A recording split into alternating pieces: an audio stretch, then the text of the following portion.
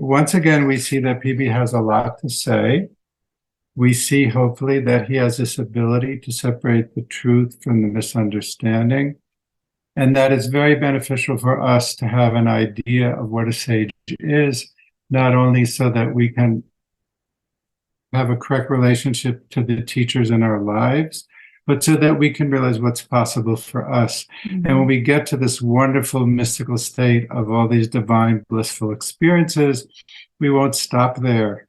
Or when the dark night of the soul comes to rip us away from them, we'll be able to accept the suffering that is necessary to transform ourselves into this state of unity, permanent divine realization of unity that the sage has. And one also important thing to say is the sage, or what the sage does or did, that we have to do also. One day you have to release our idea to control everything. Like we have to put ourselves in the hands of the overself. Of God. The God. Because meanwhile we try to control and resolve things, what happened is the overself don't take care of us. But the sage, because he decided to release his ego, then who will take care of him? Nobody. And because he don't have nobody to take care of him, the overself took, the job to take care of the person. I know that is a phase, like it's difficult to get there. But the PB in these quotes, in this chapter, he teaches, he said, the first thing you have to have is faith. If you have the faith, completely faith in the overself, that is a step for you, because the faith means you don't have any more negative thoughts. You don't put attention in any negative, you don't put attention in any nothing negative, you really surrender with the faith, in life. That was the first step for those who still aren't ready to put themselves completely in the hands of the overself. So PB says in one of the earlier books, he quotes the very common phrase, mm-hmm. "Thy will be done." Mm-hmm. Yeah. And he says, that's not enough. We need to say, "Thy will be done by me." Yeah. Because say "Thy will be done" can lead to a state of passivity. But I need to do the divine will. So I always want to do what God wants for me. And in this case of the sage, that's completely natural. For a person in that high consciousness and identified with it, the ego is simply an open channel through which their being may flow into the world of time and space. Mm-hmm. It is not them. The ego is not themselves, as it is for the unenlightened person, but an adjunct to themselves, obeying and expressing the divine will. Now we go back to the beginning where we said you have to purify and develop all aspects of the personality, develop the philosophic star in a balanced way.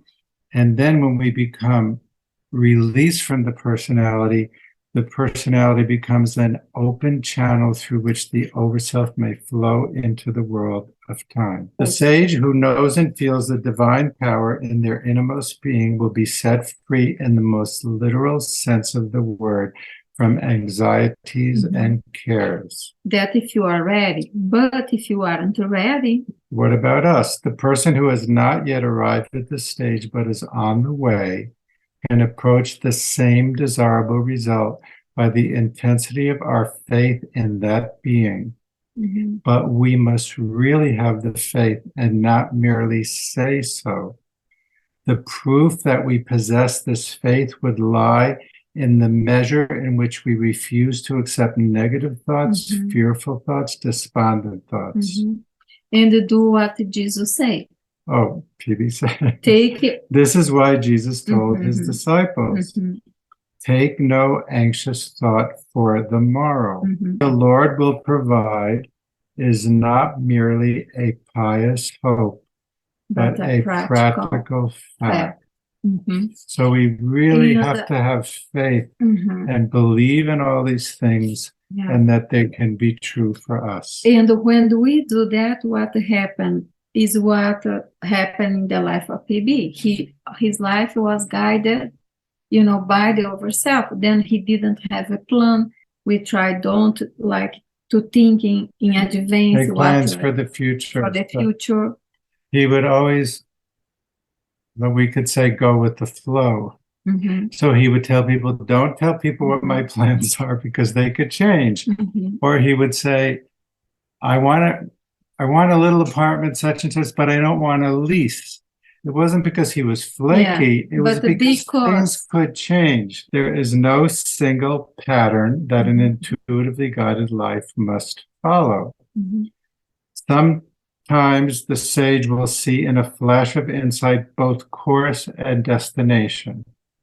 So I have to go here and here and get here. But at other times, the sage will see only the next step ahead and will have to keep an open mind, both as to the second step and as to the final destination. Yeah. And that, in order for us to practice this, we have to start, practicing. If you have a little intuition about something, don't go away today. Don't leave the house. Don't leave the house. Don't go to dinner with this person. Yes, take some book to read. Don't drink coffee today. If you will obey this little Sabbath voice of the overself, soft voice, then we little by little, step by step, one day we are going to be in the place of PB was. But we have to start in some point. Sometimes the goal is so high or so far away, but PB many times said, isn't it true? Will be, if you want to accept this, that will be far away, will be next life, will be 1 year after now. No, it's here and now.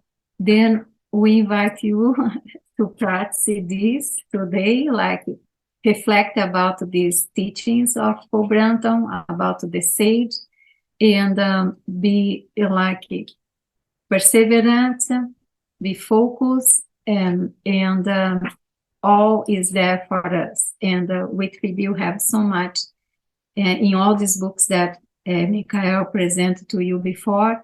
We have much material, and the seed has to flourish, the stage. Just to remind us of the comprehensiveness of PB's teaching, there's a whole section of the notebooks on the development of intuition. And the next, what we're going to do the next, Micha-El? Last question.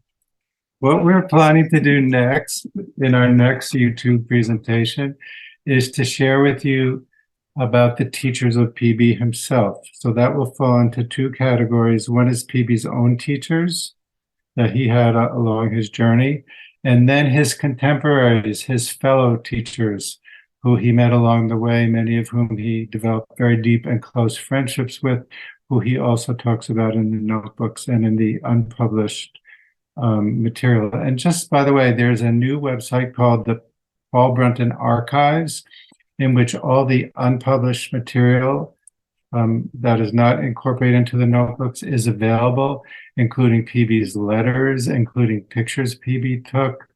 So if you want to dig deeper, a lot more information is available there. Well, I did my questions today, but if you have more questions, please don't let send it to us, questions, suggestions, that we are here. We'd love to hear your questions, your comments, and your advice about how to make this YouTube more meaningful for all of you. So once again, thank you for all your questions. You passing the test. See you.